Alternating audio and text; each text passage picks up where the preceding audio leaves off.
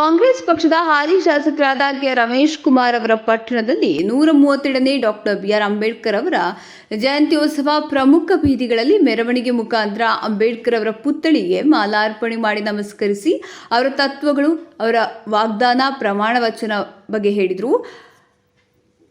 British ದಾಸ್ಯದಿಂದ ವಿಮೋಚನೆಗೊಂಡ ಸ್ವಾತಂತ್ರ್ಯದ ಬದುಕಿಗಾಗಿ ನಮಗೆ doctor B R Ambedkar ಅವರ ಮೂಲತಃ ದೊರೆತ ಭಾರತದ ಸಂವಿಧಾನವೇ ಸರ್ವಸ್ವವಾಗಿದೆ. ಇವರ ಪರವಾಗಿ ನಮಗೆ ಸಿಕ್ಕ ಗೌರವ, ಸಮಾನತೆ, ಭದ್ರತೆ, ಶಿಕ್ಷಣ ಹಾಗೂ ರಾಜಕೀಯ ಮೀಸಲಾತಿಯಿಂದ ನಾವೆಲ್ಲ ಉಸಿರಾಡ್ತಿದ್ದೇವೆ. ಜೊತೆಗೆ ದೇಶದ ದಿಕ್ಕೆಟ್ಟು ಆರ್ಥಿಕ ನೀತಿಯ ಪರಿಣಾಮವಾಗಿ ವರವಾಗಬೇಕಿದ್ದ ಆರ್ಥಿಕ ನೀತಿಯು ಇಂದು ಹೊರೆಯಾಗಿ ಬಡವರ ಶ್ರೀಮಂತರ ನಡುವೆ ಅಗಾಧವಾದ ಅಂತರ ಸೃಷ್ಟಿಸುತ್ತಿದೆ. ರೈತ ವಿರೋಧಿ ಕೃಷಿ ನೀತಿಗಳ ಸಹಕಾರ ತತ್ವದ ಸಮಸ್ಯೆಗಳು ಅಸ್ತಿತ್ವವನ್ನಿಲ್ಲವಾಗಿಸಿ ಏಕಸ್ವಾಮ್ಯ ಸಾಧಿಸುತ್ತಿರುವ ದಾರಿ ಹಿಡಿದಿದೆ. ಆದರೆ ದೇಶದಲ್ಲಿ ಇಂದು ವಿಜೃಂಭಿಸುತ್ತಿರುವ ಕೋಮುವಾದಿ ಮತ್ತು ಮನುವಾದಿ ಶಕ್ತಿಗಳು ಮೀಸಲಾತಿಯನ್ನು ಅಪ್ರಸ್ತುತಗೊಳಿಸ್ತಾ ನಮ್ಮ ಹೆಮ್ಮೆಯ ಸಂವಿಧಾನವನ್ನು ಬುಡಮೇಲು ಮಾಡ್ತಾ ತಮ್ಮ ಬದುಕಿನನ್ನು ಅತಂತ್ರಗೊಳಿಸ್ತಾ ಇದ್ದಾರೆ. ಬಾಬಾ ಸಾಹೇಬರು ಭಾರತಕ್ಕೆ ನೀಡಿರುವ ಅತ್ಯಪೂರ್ವ ಕೊಡುಗೆ ಸಂವಿಧಾನದ ರಕ್ಷಣೆ. ನಮ್ಮೆಲ್ಲ ಹೊಣೆ. ಸಂವಿಧಾನ ವಿರೋಧಿ ಶಕ್ತಿಗಳಿಗೆ ನಮ್ಮ ಬೆಂಬಲವಿಲ್ಲ. ಡಾಕ್ಟರ್ ಬಾಬಾ ಸಾಹೇಬ್ ಅಂಬೇಡ್ಕರ್ ಅವರ 132ನೇ ಜನ್ಮದಿನ ಪ್ರತಿಜ್ಞೆ ಎಲ್ಲರೂ ಕೈಗೊಳ್ಳುತ್ತಿದ್ದೇವೆ. ಇಡೀ ಜಗತ್ತು ಮೆರುಗು ಬಂದಿರುವ ಹಾಗೆ ಸಂವಿಧಾನವನ್ನು ನೀಡಿದ್ದಾರೆ. ಕಾರ್ಮಿಕರಿಗೆ ನ್ಯಾಯ ಹಾಗೂ ಹೆಣ್ಮಕ್ಳಿಗೆ ಎಲ್ಲವನ್ನೂ ಸಂವಿಧಾನದಲ್ಲಿ ಹೇಳಿದ್ದಾರೆ. ನಾನು ಅಸೆಂಬ್ಲಿಯಲ್ಲಿ ಮಾತನಾಡುವಾಗ ಚುನಾವಣೆ ಬಂದಿಲ್ಲ. ಡಾಕ್ಟರ್ ಬಿಆರ್ ಅಂಬೇಡ್ಕರ್ ಅವರು ಎಲ್ಲ ವರ್ಗದವರಿಗೆ ಸೇರಿದವರು. ಅವರು ಮಾಡುವ ಪ್ರಯೋಗದಿಂದ ಇಡೀ ದೇಶಕ್ಕೆ ಪ್ರಯೋಜನವಾಗಿದೆ. ಭಾರತದ ಕಾನೂನು ಮಂತ್ರಿಗಳಾಗಿ ದೇಶದಲ್ಲಿ ಸಂವಿಧಾನದ ಬಗ್ಗೆ ಅರಿವು ಮೂಡಿಸುವ ಮಹಾನಾಯಕರು ಪ್ರತಿಯೊಬ್ಬರ ಮನಸ್ಸಿನಲ್ಲಿರಬೇಕು ಹಾಗೂ ಸಂವಿಧಾನದ ಬಗ್ಗೆ ಎಲ್ಲರಿಗೂ ಗೌರವದಿಂದ ನಡೆದುಕೊಳ್ಳಬೇಕು ಎಂಬುದಾಗಿ ಶಾಸಕರು ಸಲಹೆಯನ್ನು ನೀಡಿದರು. ಈ ಸಂದರ್ಭದಲ್ಲಿ ಬಂದಿರುವ ಎಲ್ಲ ಅಭಿಮಾನಿಗಳಿಗೂ ಹಾಗೂ ಜನಸಾಮಾನ್ಯರಿಗೂ ಹೃತ್ಪೂರ್ವಕ ಅಭಿನಂದನೆಗಳನ್ನು ವ್ಯಕ್ತಪಡಿಸಿದರು. ನಡುವೆ ಅಗಾಧವಾದ ಅಂತರ ಸೃಷ್ಟಿಸುತ್ತಿದೆ. ರೈತ ವಿರೋಧಿ ಕೃಷಿ ನೀತಿಗಳ ಸಹಕಾರಿ ತತ್ವದ ಸಂಸ್ಥೆಗಳ ಅಸ್ತಿತ್ವವನ್ನು ಇಲ್ಲವಾಗಿಸಿ ಏಕಸ್ವಾಮ್ಯ ತನ್ನ ಹೃದಯ ವೈಶಾಲ್ಯತೆಯ ಮುಖಾಂತರ ಇಡೀ ಜಗತ್ತು ಬೆರಗಾಗ್ತಕ್ಕಂಥ ಸಂವಿಧಾನವನ್ನು ಕೊಟ್ಟಿದ್ದಾರೆ. ಪಾಕಿಸ್ತಾನಕ್ಕೆ ನಮ್ಮ ಜೊತೆಯಲ್ಲೇ ಸ್ವಾತಂತ್ರ್ಯ ಬಂತು, ರಕ್ತ ಹರಿತಾ ಇದೆ, ಪ್ರಜಾಪ್ರಭುತ್ವ ಇಲ್ಲ. ನೇಪಾಳನಲ್ಲಿ ಅದೇ ಗತಿ.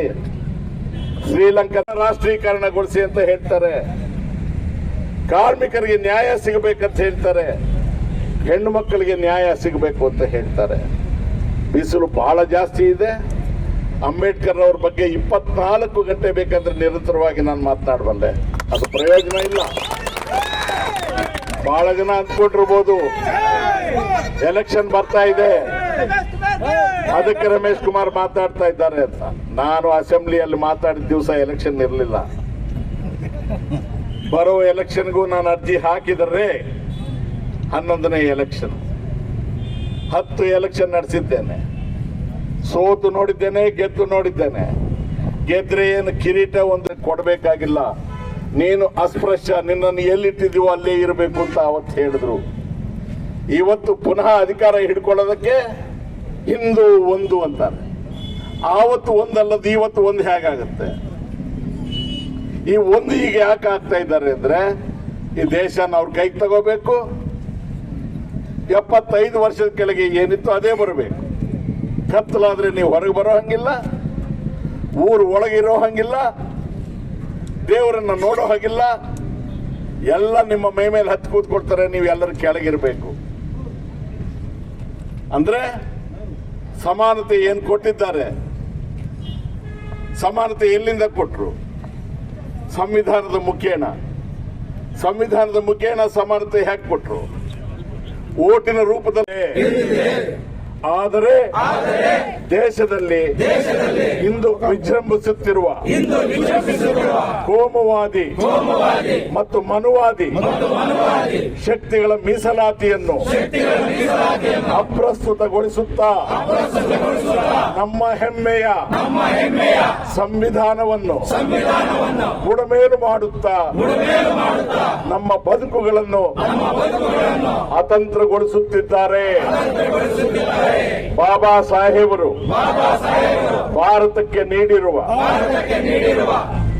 ಅಪೂರ್ವ ಕೊಡುಗೆಯಾದ ಸಂವಿಧಾನದ ರಕ್ಷಣೆ ನಮ್ಮೆಲ್ಲರ ಹೊಣೆ.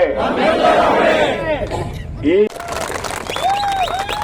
ಇಷ್ಟು ದಿವಸ ಇದ್ದ ಪದ್ಧತಿ, ಇಲ್ಲಿವರೆಗೆ ಇದ್ದ ಪದ್ಧತಿ, ನೀವು ನನ್ನ ಮನೆ ಮುಂದೆ ಇರ್ತಾ ಇದ್ರಿ. ಇವತ್ತು ಅಂಬೇಡ್ಕರ್ ಅವರು ಮಾಡಿದ ಪ್ರಯೋಗದಿಂದ, ಈ ಅದ್ಭುತವಾದ ಕೆಲಸದಿಂದ ನಾವು ನಿಮ್ಮ ಮನೆ ಮುಂದೆ ಕಾದು ಕೈ ಜೋಡಿಸಿಕೊಂಡು ನಿಂತಿದ್ದೇವೆ. ಈ ಸಂವಿಧಾನವನ್ನ ಈ ಹುಡುಗರು ಹೇಳ್ತಾ ಇದ್ರಲ್ಲ, ರಕ್ತವನ್ನ ಚೆಲ್ಲುತ್ತೇವೆ, ಸಂವಿಧಾನವನ್ನ ಉಳಿಸುತ್ತೇವೆ. ಪ್ರಾಣ ಹೋದರೂ ಸರಿ, ಇಂಥ ಚುನಾವಣೆಗಳು ಹೆಚ್ಚು ಕಡಿಮೆ ಆದರೂ ಸರಿ, ಸಂವಿಧಾನವನ್ನು ಮುಟ್ಟೋದಕ್ಕೆ ಯಾರಿಗೂ ಅವಕಾಶ ಕೊಡೋದಿಲ್ಲ. ಗೋಮುಖ ವ್ಯಾಘ್ರಗಳಿಗೆ, ಹಿಂದೂವಾದಿಗಳಿಗೆ, ಕೋಮುವಾದಿಗಳಿಗೆ, ಮನುವಾದಿಗಳಿಗೆ ತೀವ್ರವಾದ ಎಚ್ಚರಿಕೆಯನ್ನು ಕೊಡ್ತಕ್ಕಂತಹ ಒಂದು ಜನ್ಮದಿನೋತ್ಸವ ಆಯಿತು. ಬಾಬಾ ಸಾಹೇಬರು ಅನುಭವಿಸಿದ ನೋವು ನಮಗೆ ಯಾರಿಗೂ ಬೇಡ.